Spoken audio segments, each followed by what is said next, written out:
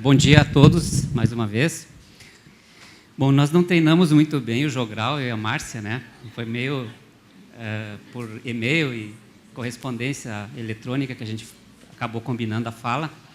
Mas a ideia é a gente, então, apresentar o programa Permanência e Êxito, que agora é um programa institucional, aprovado por uma resolução do Conselho Superior.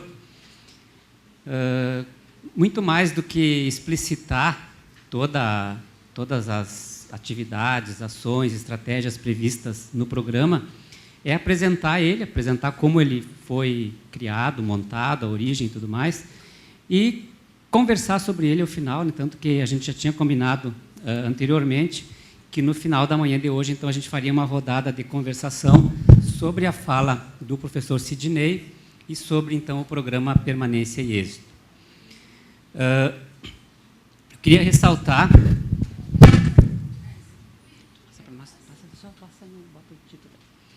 Bom, então... Alô? Alô? Não? Alô? Alô? Estão ouvindo? Tá. Bom, o professor Sidney já comentou que a origem, né, o demandante deste programa foi o Ministério da Educação, mais especialmente a CETEC, a partir, inclusive, de um apontamento da CGU, que fez uma análise geral dos dados dos institutos federais, a partir de todo o investimento que é feito na rede, e constatou que há um alto índice de retenção e evasão. E, consequentemente, né, retenção e evasão, do ponto de vista fiscal, que é a função da CGU, significa dinheiro público que não está sendo bem aplicado. E aí solicitou à CETEC que organizasse, né, definisse um programa para combater a evasão e a repetência, a retenção nos institutos federais. Então, essa é a origem. Nesse encontro, inclusive, em Brasília, participaram o professor Sidney e o Alcionir. E, vindo de lá, então, foi montada uma comissão composta por representantes de todas as pró-reitorias, né, do Instituto, e mais algumas pessoas que foram convidadas, depois vai aparecer ali, a Márcia vai explicar quem foi a comissão, para começar a pensar, né, o programa, então, Permanência e Êxito. Então, como eu falei, inicialmente a ideia era combate à evasão e repetência. Como o professor Sidney falou, nas primeiras reuniões, nós já entendemos, e houve consenso no grupo, que nós não poderíamos ir por esse viés negativo. Né? Primeiro, porque se a gente criasse um programa de combate à evasão e repetência, eu, como professor, conhecendo muitos colegas que eu tenho absoluta certeza que muitos diriam, infelizmente, né, não todos, mas muitos diriam, que a reitoria não quer mais que se reprove aluno no Instituto Federal. Isso é certo que iria surgir. E é óbvio que não é esse o objetivo do programa, né? Tanto que depois dos objetivos vai ficar claro. Então, optamos pelo viés positivo, né? Qual é a nossa função? Oferecer uma educação de qualidade, e é óbvio, né? Dentro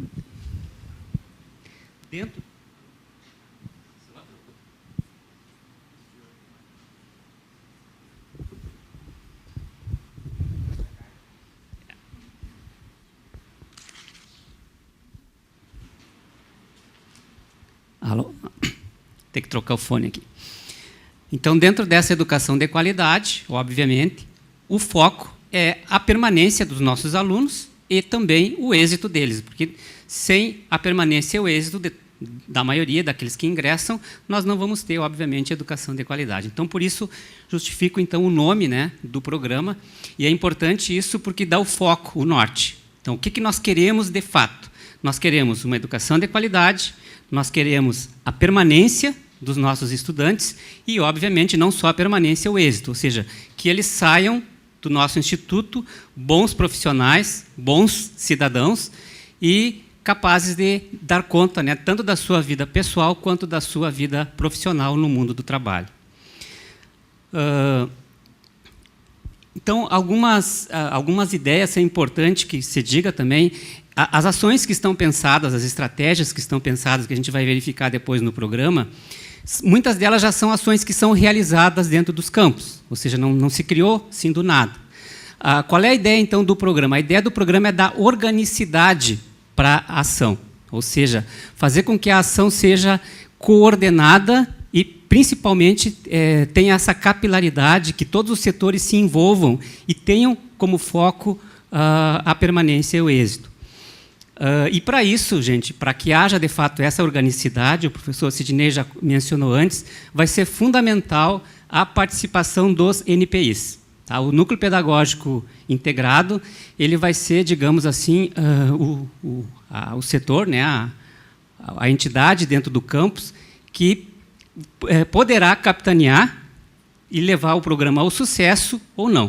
Quer dizer, sem a atividade integrada, que acontece a partir do NPI, nós temos dois caminhos, né? Se não houver a atividade integrada, o programa não terá sucesso. Quer dizer, o sucesso do programa depende da ação integrada que é realizada pelo NPI. Quer dizer, a função do NPI, do ponto de vista de gestão, e eu insisto muito quando a gente faz reunião com os diretores, exatamente é essa, é ser um órgão de gestão.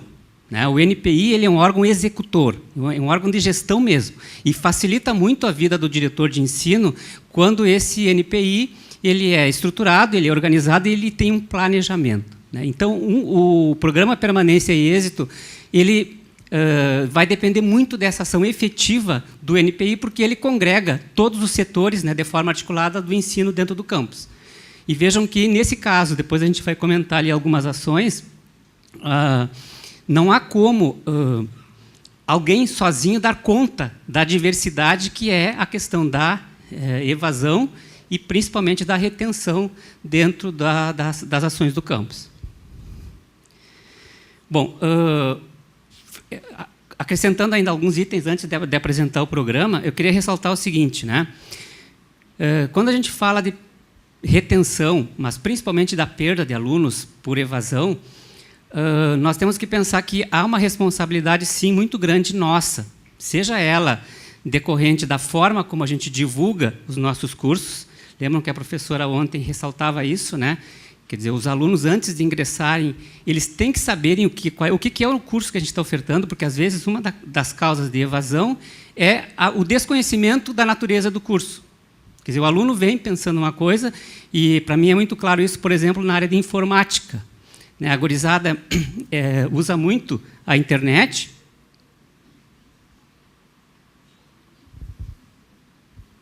E, às vezes, vem para os cursos de informática pensando que vai brincar no MSN, né? No antigo MSN.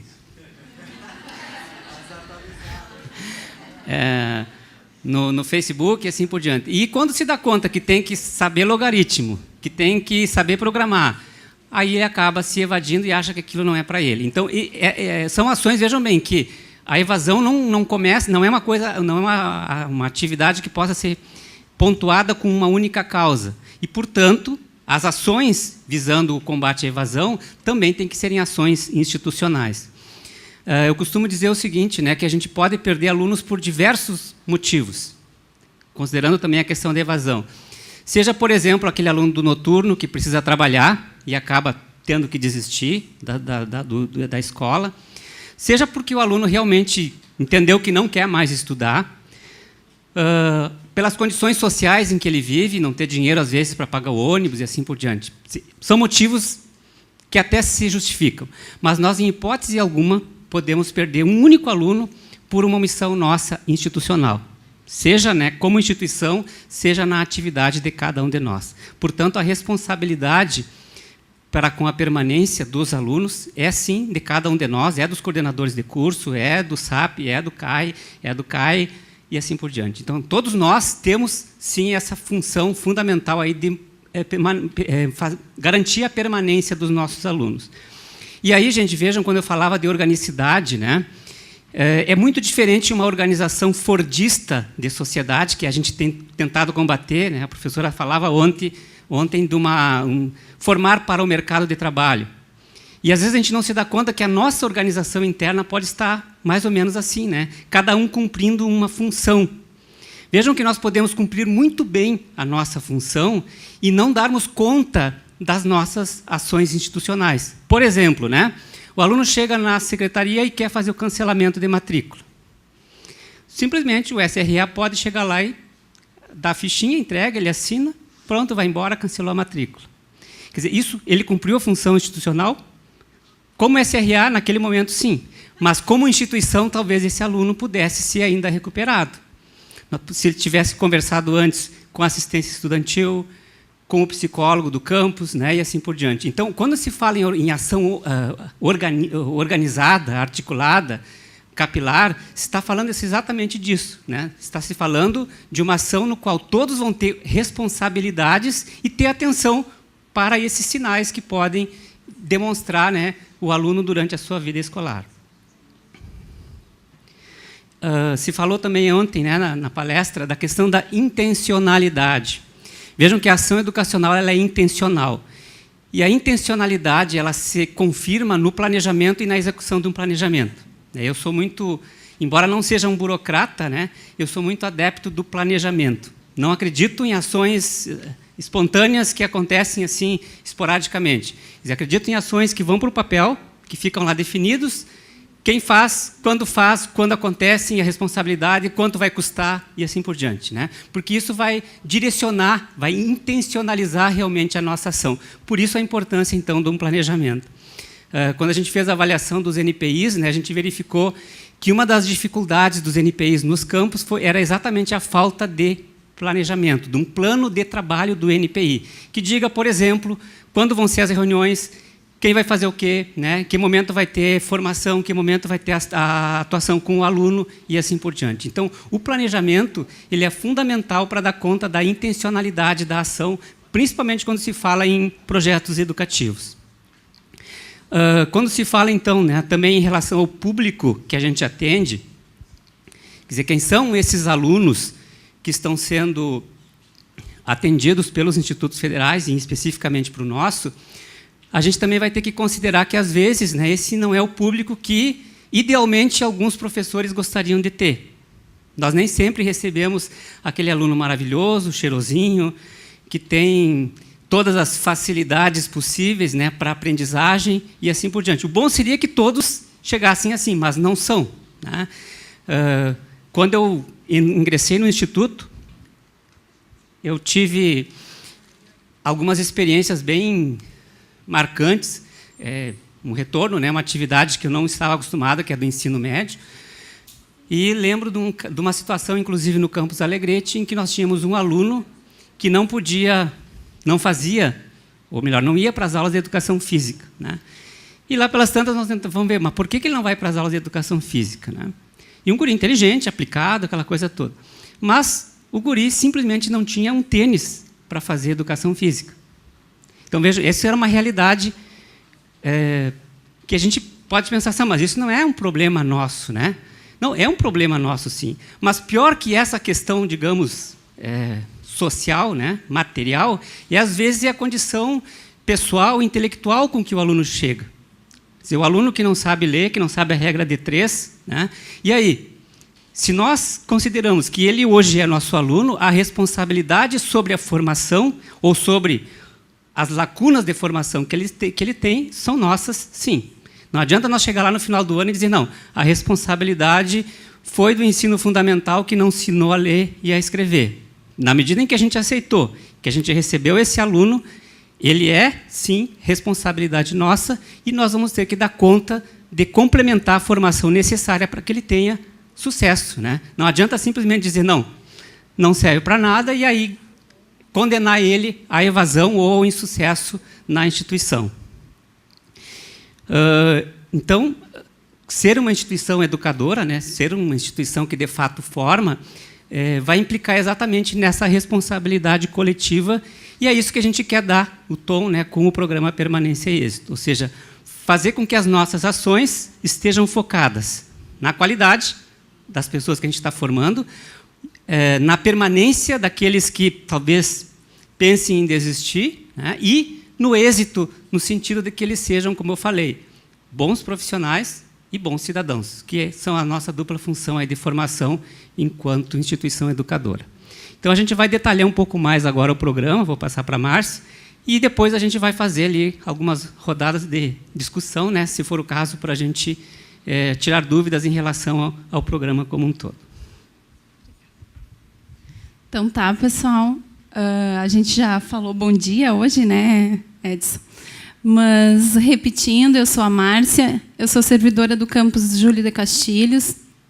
Tive o enorme prazer e aprendizado de fazer parte dessa comissão, né, que foi inicialmente constituída em setembro, e agora eu estou, então, com a incumbência de apresentar o programa, né. E, além de tudo isso que o Edson falou, que tem a auditoria, né, e tem todas as orientações do Tribunal de Contas da União, eu digo que esse programa também é uma postura de tomada de decisão política, né? Porque também motivou a criação dele a inquietação com o que a gente sabe que ocorre dia a dia nos campos, que é a questão de aluno saindo, aluno reprovando, e a gente, então, tinha uma postura de decisão política mesmo. A gente pode naturalizar esse processo, achar que está tudo bem, faz parte do processo educativo, o aluno a todo momento querer parar de estudar, buscar outra escola e até mesmo reprovar, ou a gente tomaria uma decisão institucional, né, que está no papel de gestor propor, né, Sidney, a decisão institucional de achar que isso não é natural e precisa ser trabalhado nesse momento. Então, além de tudo isso, eu vejo, né, como comissão, né, as meninas estão ali também, como uma tomada de posição política esse programa. Tá? Então, assim, a comissão ela foi composta por diversos servidores, com diferentes formações, de diversos campos, porque a gente entende que esse tema é bastante polêmico, né? Não é simples, não é fácil tratar do tema evasão e reprovação. Então, assim, a gente precisa dos diferentes profissionais, e que bom que a gente está no Instituto Federal e que a gente tem esses profissionais.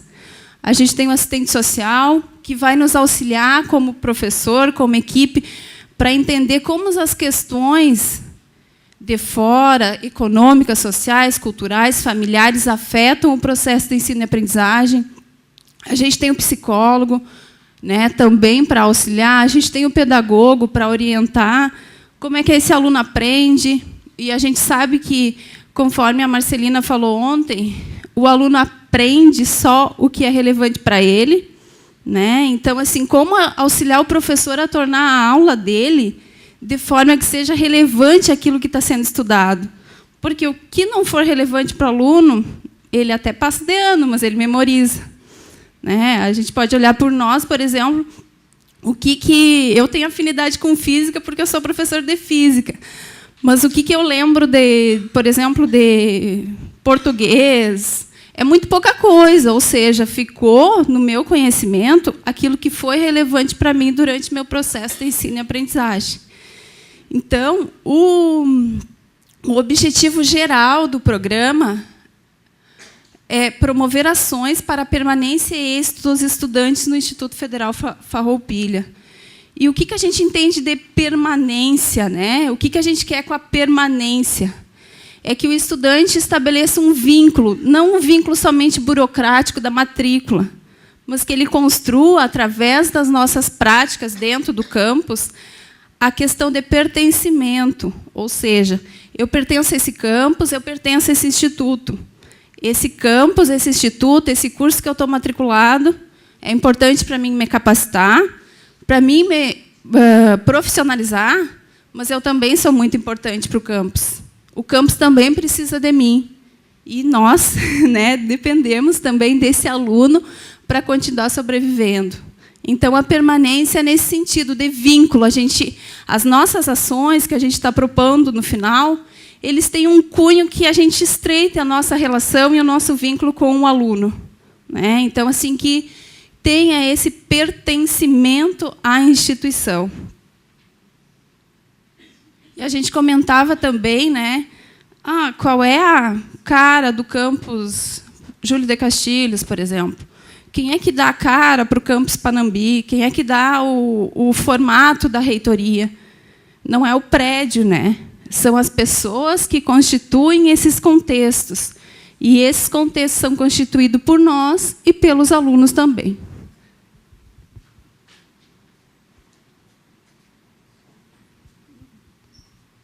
Então, alguns objetivos específicos, bem rapidamente: socializar as causas da evasão e retenção no âmbito da rede federal, propor e assessorar o desenvolvimento de ações específicas que minimizem a influência dos fatores responsáveis pelo processo de evasão e retenção, instigar o sentimento de pertencimento ao Instituto e atuar de forma preventiva nas causas de evasão e retenção. Daí aqui é uma questão bem importante, bem como a Marcelina falava ontem, toda a prática tem que ter um embasamento teórico, né? A gente não pode propor uma ação sem ter uma fundamentação teórica, um pressuposto teórico, né? Então, aqui a gente traz que a evasão ou abandono escolar é um processo de natureza multiforme. A escolha de sair da escola é o ato final de um processo que se manifesta de muitas formas ao longo da trajetória escolar do indivíduo. Então, um dos focos desse programa, que vai estar pautado depois nas ações propostas, é detectar os sinais enviados pelos alunos quando estão em situação de risco e atuar preventivamente. Então, assim, essa é um trabalho, né, que a gente sabe que tem muitos campos que já estão andando muito bem. A gente coletou as sugestões e a prática desses campos, né, mas é também um trabalho que muitos campos precisam começar a construir, né. Digamos assim, o aluno não decide sair da escola de hoje para amanhã. Ele vai nos dando vários sinais de que ele vai sair mais cedo ou mais tarde, né? E como é que a gente constrói ou sistematiza ações de acompanhamento do processo de ensino e aprendizagem que faça com que a gente evite que ele saia, ou evite que ele reprove, ou se ele tiver dificuldades e a gente fez todo um esforço e mesmo assim ele reprovou e ele evadiu, mas pelo menos que a gente fique com a sensação de dever cumprido, que a gente trabalhou com aquele aluno que estava emitindo aqueles sinais, né? Então, assim, por isso que nas ações a importância das ações de acolhimento, ações de integração e, principalmente, ações de acompanhamento do trabalho de ensino e aprendizagem, do processo pedagógico. E eu acho que clareou muito ontem a fala da Marcelina, quando ela colocou bem explicitamente qual é a nossa finalidade. Porque, nesse acompanhamento do trabalho pedagógico, a gente tem que ter clareza de qual é o aluno que a gente está a serviço. Porque a gente tem uma diversidade de alunos ali, né? Cada turma, assim, diversidade faz parte do processo. Mas quem vai dar o norte, quem vai dar a direção para o trabalho, vai ser aquele aluno que anda com as próprias pernas, dá conta do recado, como ela falou, que se daria bem em qualquer lugar. É ele que direciona o meu planejamento de aula, o meu trabalho pedagógico. A gente foi instituído como Instituto Federal, como rede federal para esse aluno, né? Então, eu acho que isso é bem importante da gente ter clareza. E também, né, a gente não foi formado para trabalhar com essa diversidade de especificidade de alunos, né? Por exemplo, eu também sou licenciada. Quando eu fiz o meu estágio, eu fiz um planejamento de um semestre de aula, e esse planejamento sempre tinha continuidade. Então, por exemplo, no curso de graduação, dificilmente a gente é preparado para trabalhar, por exemplo, eu tenho um aluno ali que está lá, avançado, lá na frente. O outro não consegue as noções mínimas que eu nem vou trabalhar, ele não sabe. Ativa cumprimento da meta institucional, do PDI e as ações da política de atendimento aos discentes. Aqui, né, Edson, vem muito com o perfil do aluno que ingressa no Instituto e está a serviço de quem que a gente está, né? A serviço dos alunos. A gente sabe que os nossos alunos que ingressam, muitos têm as suas especificidades, né, econômicas, sociais, culturais. E que bom que ele está no Instituto Federal. Talvez, né, se não tivesse o Instituto Federal, dificilmente ele faria um curso profissionalizante ou um curso de graduação, né? Só que, no momento que a gente permite o acesso dele, quando ele entrar, a gente vai ter que olhar para ele. E a gente está ali para olhar para ele. Eu só queria ressaltar essa ideia aqui, gente, que é muito importante para esse programa, que ele decorre de uma das ações aprovadas no nosso novo PDI. Quer dizer, o embasamento institucional desse programa é uma meta do PDI, que é diminuir os índices de evasão e de retenção no Instituto Federal. Então, vejam bem, na medida em que nós temos um documento que embasa toda a nossa prática institucional, nesse documento está dito que uma das nossas metas é diminuir os índices, quer dizer, o programa automaticamente se justifica, né, com base na nossa própria ação institucional, discutida coletivamente e aprovada nas instâncias, né, legais da instituição. Tá? Então, só para ficar bem claro, né, não é porque a Proem quer ou porque a reitora quer, é uma meta definida institucionalmente por todos, pelo coletivo, né, do Instituto Federal. E aí, consequentemente, é responsabilidade, sim, de todos nós. Dentre outras justificativas, a segunda que a gente cita é o retorno do investimento social na instituição e pelas finalidades da rede federal, da qual a gente faz parte, né? E esse retorno do investimento social, a gente sabe, a gente é fruto da expansão dos institutos federais, né? Dos últimos 10, 12 anos. A gente está aqui, né, porque a gente foi uma tomada também de decisão política, investir na rede federal e expandir. E foi incrementado um grande custo de recurso público nos institutos federais, né? Então, por isso, da auditoria do Tribunal de Contas da União, ou seja, a partir do momento que tu investe um recurso público, tu precisa ter parâmetros para avaliar como que esse recurso público está sendo gerido e quais os resultados dessa intencionalidade. Então, assim, a partir desse relatório do Tribunal de Contas da União, pôde-se concluir que, apesar do aumento significativo do número de servidores, aumento muito significativo do número de alunos ingressantes em matrícula e de investimento de cunho financeiro mesmo, nós, rede federal, estamos tendo dificuldades com a questão da permanência e êxito dos alunos. Ou seja, a gente está meio que gatinhando nessa questão, né, de garantir ou de trabalhar para que o nosso aluno que chegue na rede federal ele tenha vínculo, permanência e êxito. Por exemplo, ali os dados são desse relatório do Tribunal de Contas da União, onde ele fez uma pesquisa em toda a rede federal do Brasil, né, e categorizou por tipo de curso, a taxa de evasão, taxa de retenção e taxa de conclusão. Então, se a gente for analisar o técnico integrado, que ele colocou como idade própria, a taxa de evasão gira em torno de 6,4, de retenção 44,42 e de conclusão 46,8. A técnico integrado e concomitante na modalidade de jovens e adultos, evasão 24, retenção 37 e conclusão 37,5. O subsequente, a taxa de evasão 18,9, retenção 49,34 e a taxa de conclusão 31,4. A licenciatura, evasão 8,7, retenção 64,53 e a taxa de conclusão 25,4. Bacharelado 4, a taxa de evasão, retenção 68,09 e de conclusão 27,5. E o tecnólogo, a taxa de evasão 5,8, retenção 50,82 e 42,7.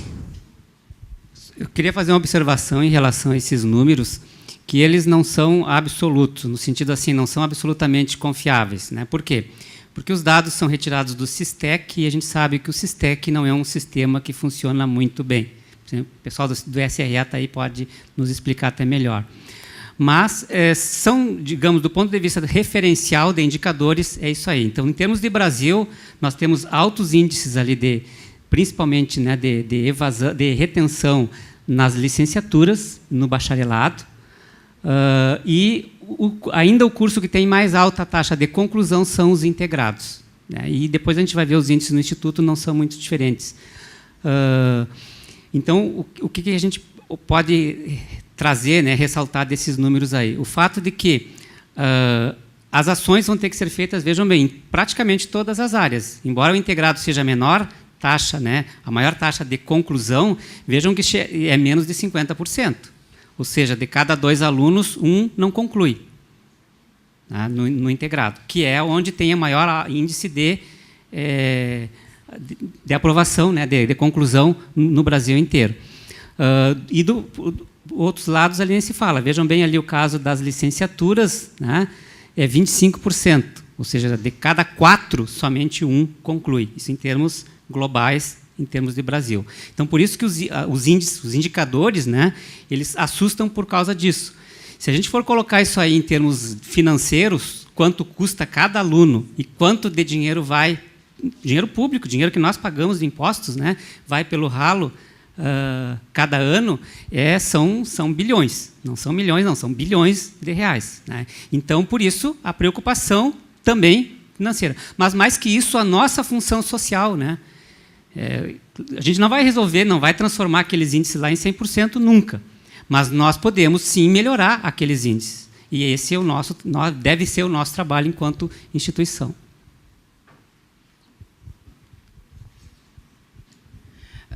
Também, considerando o índice de retenção daí no nosso instituto, né, a gente pegou como base de dados o relatório de gestão de 2009 a 2013.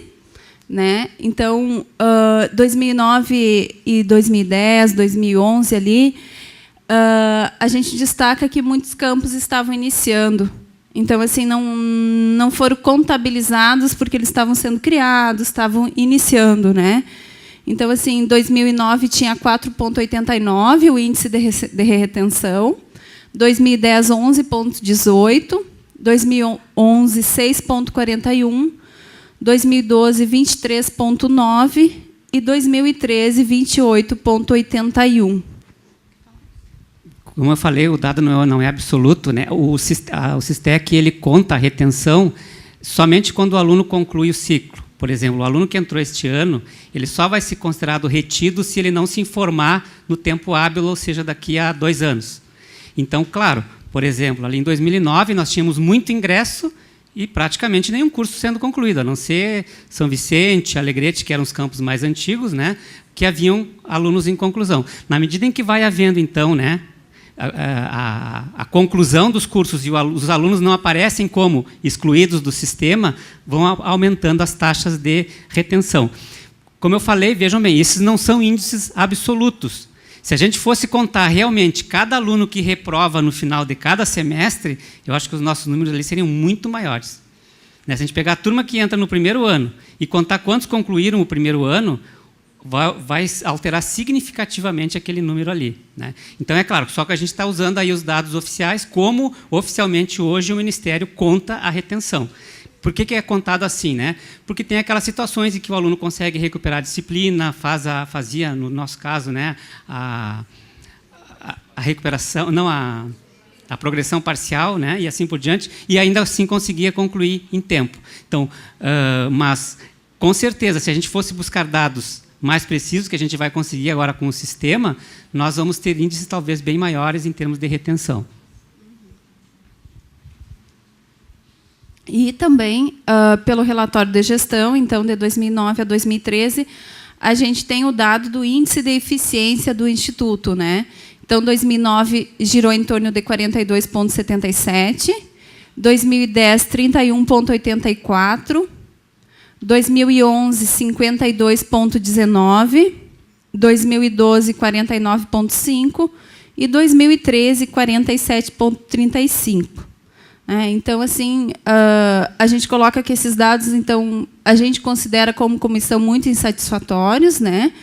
E são esses dados, como a Marcelina comentou ontem, e o Sidney também comentou, a gente precisa de dados para direcionar nossas ações. A gente não consegue justificar, propor ações sem dados, né, que justifiquem o porquê disso, mas que esses dados não sejam apenas meros dados, mas que sejam assim, parâmetros para definir algumas ações do Instituto Federal Farroupilha.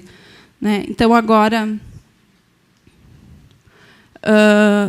depois o Edson vai apresentar algumas das ações, né, bem resumidamente.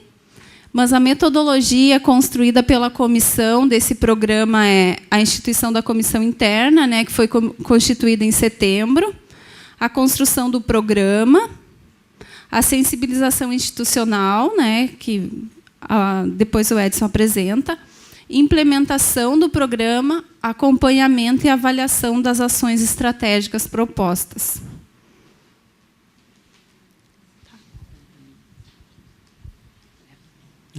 No outro. No outro.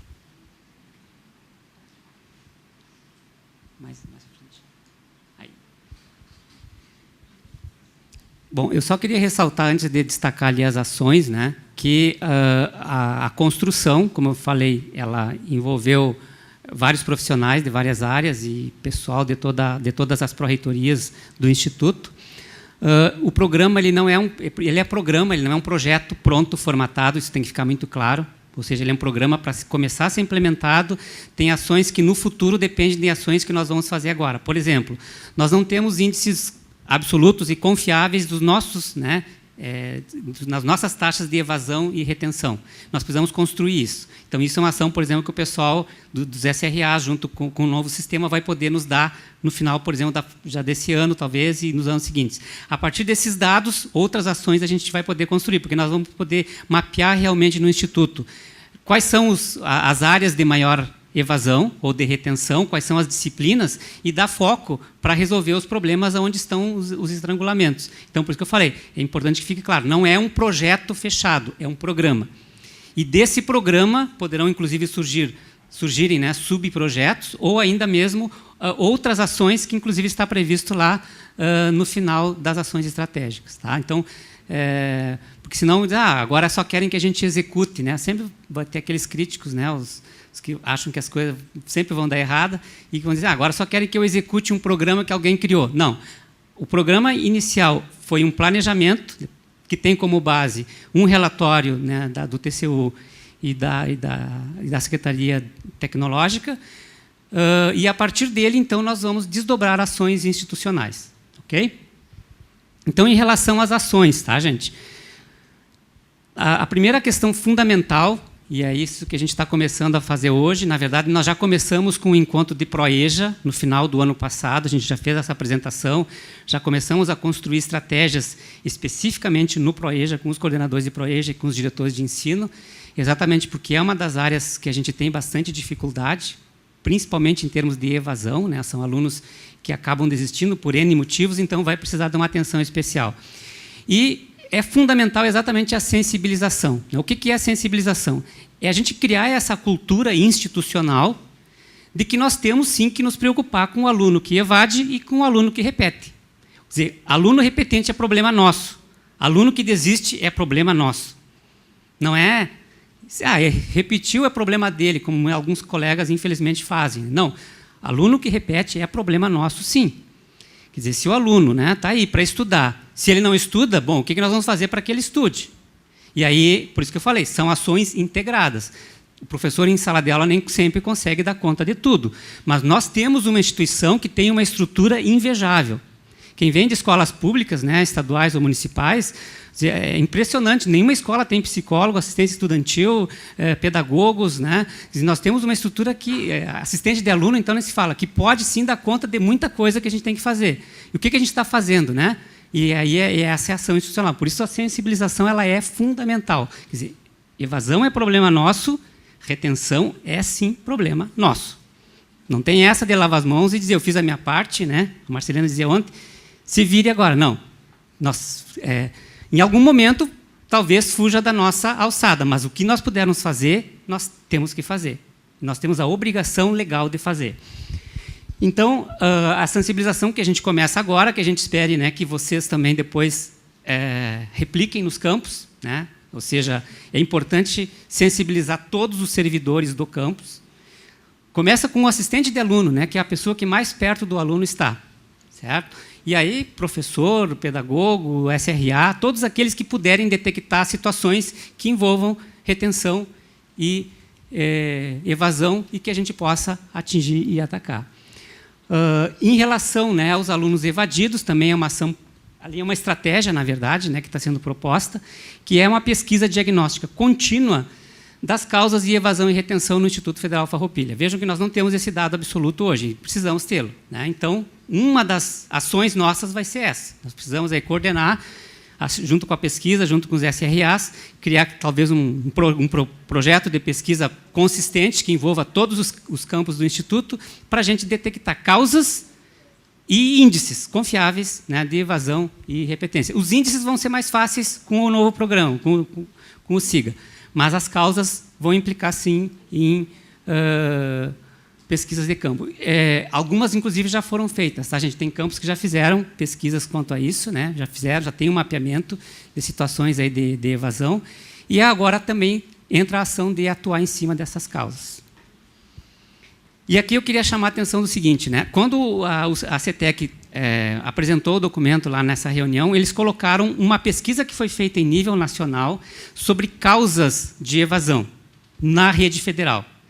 E a gente, como nós não tínhamos na época uma específica sobre o Instituto Federal Farroupilha, concluída assim em geral, e para não atuar parcialmente, né, pegar os dados de um campus e fazer geral, e aí até para depois não me lindrar ninguém, né, por que estão usando os dados desse campus, a gente optou então por usar esses dados que são hoje institucionais em termos do Ministério da Educação, ok? Então, para cada causa, e ali elas são divididas em dois fatores, né, aqueles que são relacionados ao aluno e depois no outro slide aqueles que são externos, né, ou seja, que são causas não institucionais. Então, relacionados ao aluno, fatores individuais e estratégias. Então, para cada estratégia, depois, nós poderemos ter diversas ações.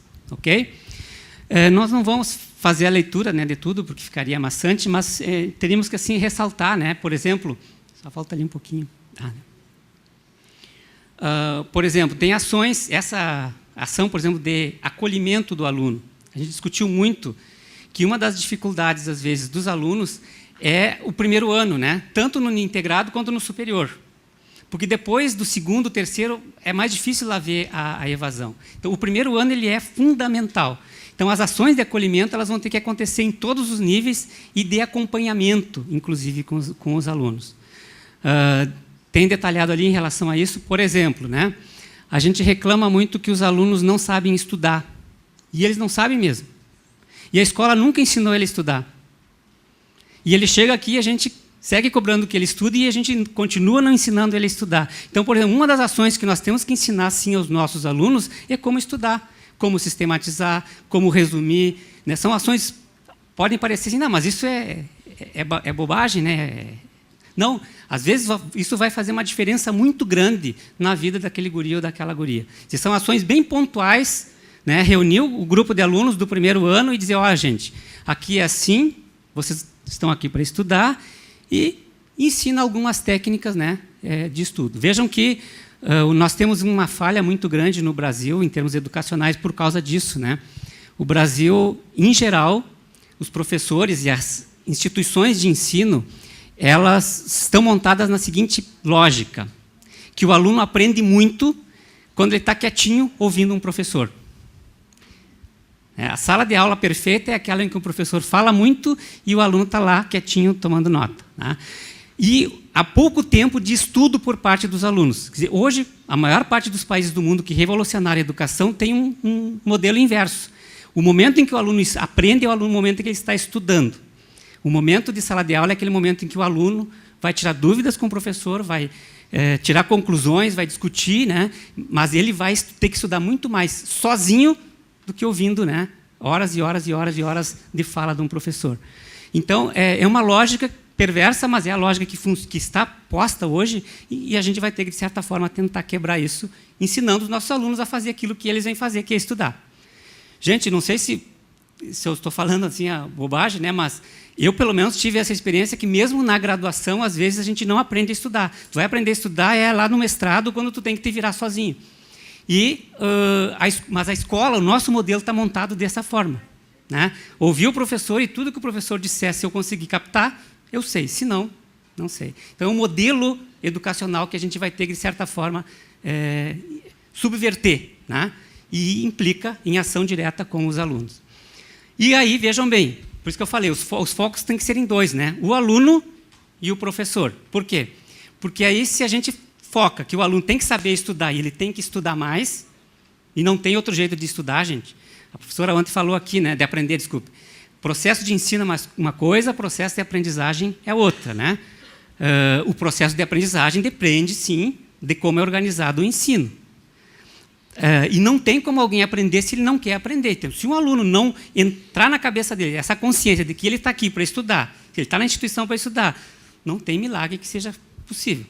Então, e aí entra o trabalho também com os professores de conseguir fazer a formação pedagógica de tal forma que eles consigam, né, organizar o ensino para que os alunos consigam aprender. Tá?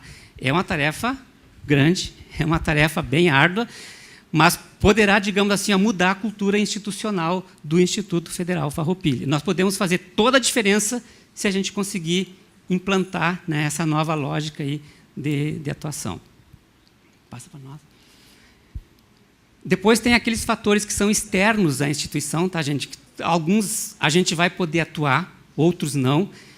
No trabalho em grupo amanhã, a gente já vai focar direto naquelas ações que são do ensino. Como eu falei, o programa ele é institucional, tem ações que são da pesquisa, tem ações que são da extensão, tem ações que são da PRDI, e tem as ações que são diretas e afetas a nós. Então, em relação a fatores externos, também, né, tem algumas coisas que a gente vai poder atuar, outras não.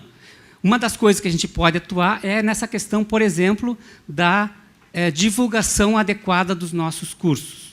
Né? Ou seja, o aluno tem que chegar aqui sabendo bem o que ele vai encontrar.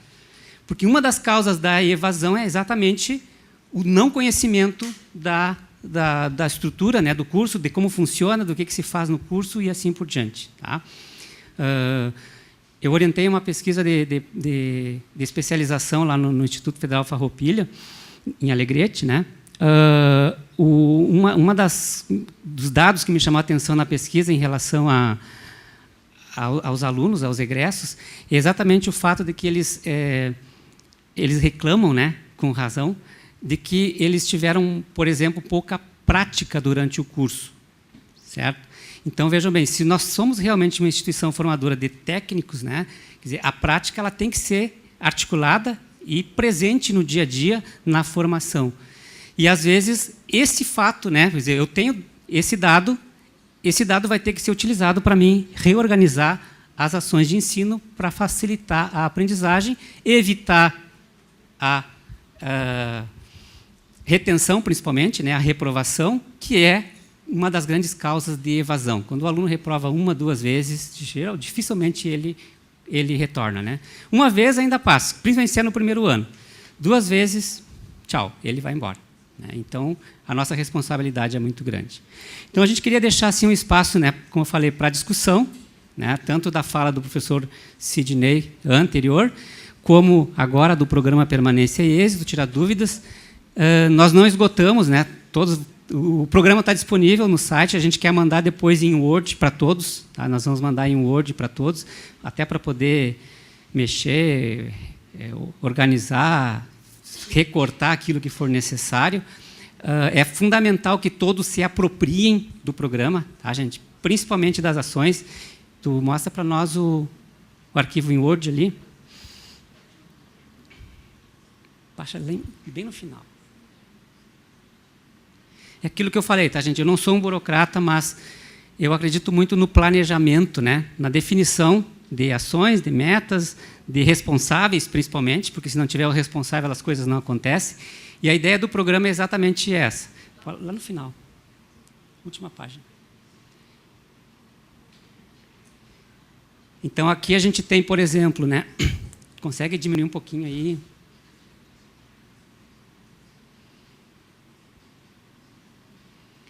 Acho que aí está bom, senão o pessoal não vai ver.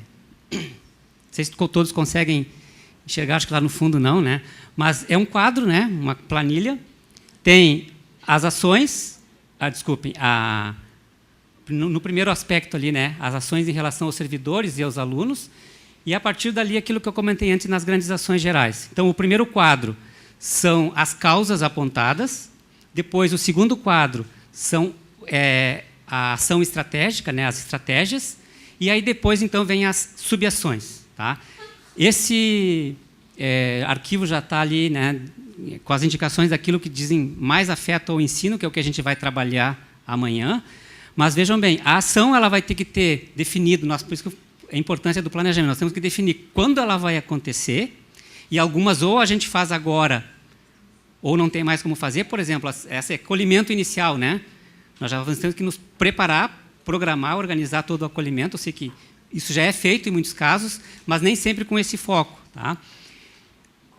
E também os responsáveis, né? Quem vai fazer o quê? E ali a importância, que eu falei, então, do NPI de acompanhar a execução das ações. Ou seja, está definido o quê, quem, quando, e aí alguém vai ter que só acompanhar para ver se a ação ocorreu ou não.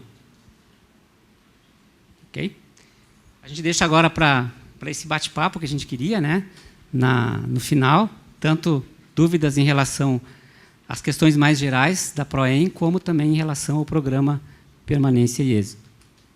Perguntas, comentários, críticas, né? Complementos.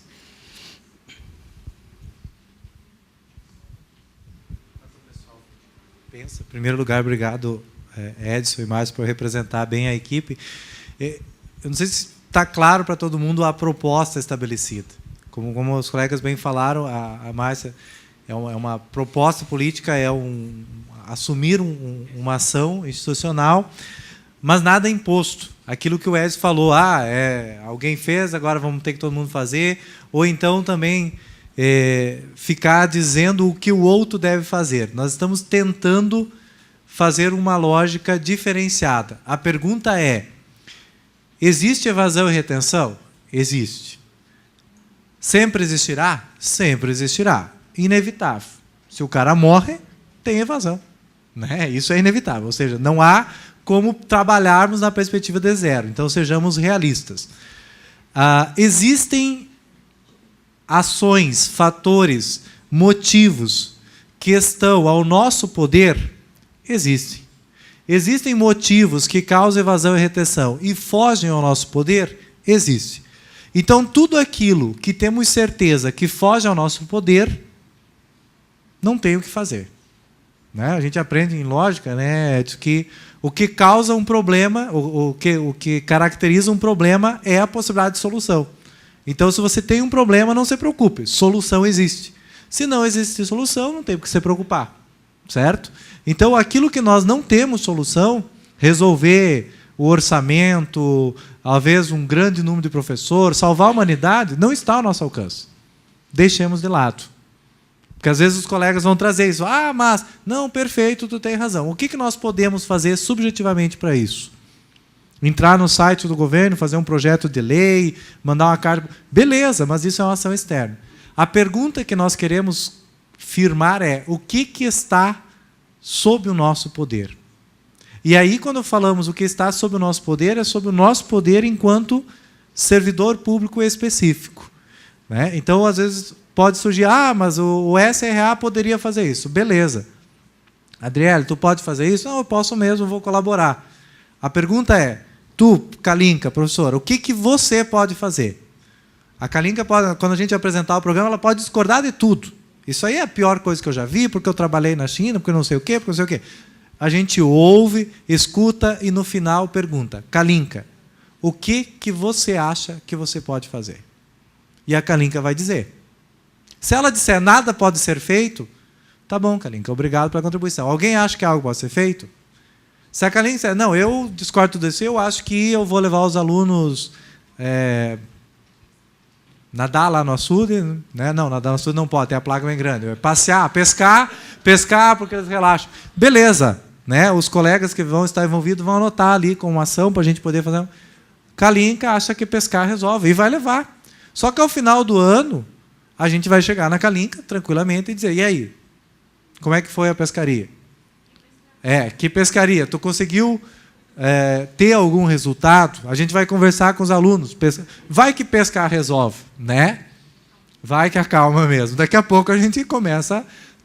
Vocês estão entendendo? É um negócio bem tranquilo, né, Márcia? É uma política vamos juntos. Não é vamos aprovar todo mundo, mas também não é vamos reprovar todo mundo, né? As questões é de pensarmos realmente o ensino. E se a gente olhar ali nas ações, nas estratégias que os colegas coletaram e já apontaram, a grande maioria são questões que a gente já faz no dia a dia.